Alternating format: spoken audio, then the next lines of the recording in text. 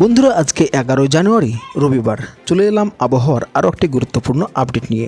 এই মুহূর্তে আবহাওয়ার কিছু পরিবর্তন এসেছে আমাদের বাংলার ওপরে। কেমন পরিবর্তন? তো আগামী কয়েকদিন দক্ষিণবঙ্গে সকালবেলাতে একটু কুয়াশাচ্ছন্ন থাকবে এবং পরবর্তী সময় কিন্তু এই কুয়াশা কেটে যাবে।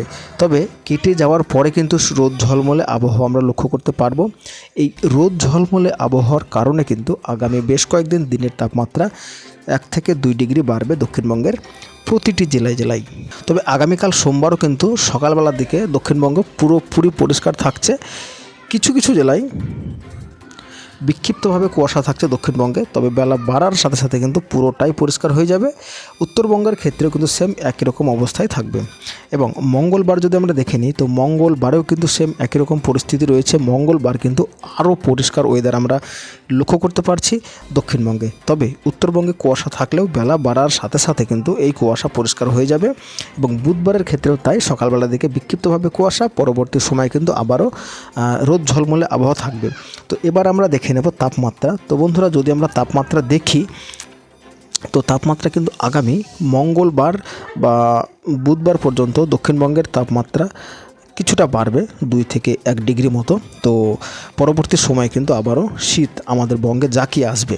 তো এর কারণ স্বরূপ যেটা বলা যেতে পারে যে উত্তর পশ্চিম ভারতে একটা পশ্চিমী ঝঞ্ঝা ঢুকতে চলেছে। তো যার কারণে কিন্তু শীতের পথে বাধা হয়ে দাঁড়াচ্ছে এই পশ্চিমী ঝঞ্ঝা। তো এই যে তাপমাত্রা আগামী বেশ কয়েকদিন কিন্তু যেটা লক্ষ্য করা যাচ্ছে, যদি আমরা আগামীকাল সোমবারের দিনে দেখি সকালবেলাতে, তো বিশেষ করে উপকূলের জেলাগুলোতে তাপমাত্রা 12, 13, 14 এরকম কিন্তু থাকছে। তবে তাপমাত্রা আবারও কমছে আগামী বুধবার থেকে, যেটা লক্ষ্য করা যাচ্ছে। তো বুধবার থেকে কিন্তু দক্ষিণবঙ্গের তাপমাত্রা 9, 10 কিন্তু আবার চলে আসছে। যেমন বেলডাঙ্গা 9, বহরমপুর 10, বাঁকুড়া, পুরুলিয়া এরকম কিন্তু তাপমাত্রা দেখা যাচ্ছে। যদি আমরা এই মুহূর্তে দেখি ঘূর্ণাবর্তের কি আপডেট থাকছে, তবে এই মুহূর্তে দেখা যাচ্ছে যে ঘূর্ণাবর্ত থেকে নিম্নচাপ অনেকটাই শক্তি হারিয়েছে এবং দক্ষিণ ভারতের উপকূল যেমন তাঞ্জাভুর, পুডুচেরি, নাল্লোর এই সমস্ত জায়গাগুলোতে একটু বা মাঝারি থেকে ভারী বৃষ্টিপাতের সম্ভাবনা থাকছে দক্ষিণ ভারতের দিকে। তবে এবার আমরা দেখব যে আমাদের বাংলার দিকে কোনো রকম বৃষ্টিপাতের সম্ভাবনা রয়েছে কি। তো আগামী সোমবারও কিন্তু দক্ষিণবঙ্গে বৃষ্টিপাতের সম্ভাবনা নেই। আগামী মঙ্গলবারও কিন্তু দক্ষিণবঙ্গে, উত্তরবঙ্গে বৃষ্টিপাতের সম্ভাবনা নেই। আগামী বুধবারও কিন্তু দক্ষিণবঙ্গে কোনো রকম বৃষ্টিপাতের সম্ভাবনা নেই। তো যেটা কিন্তু দেখা যাচ্ছে এই মুহূর্তে আপনাদেরকে জানালাম।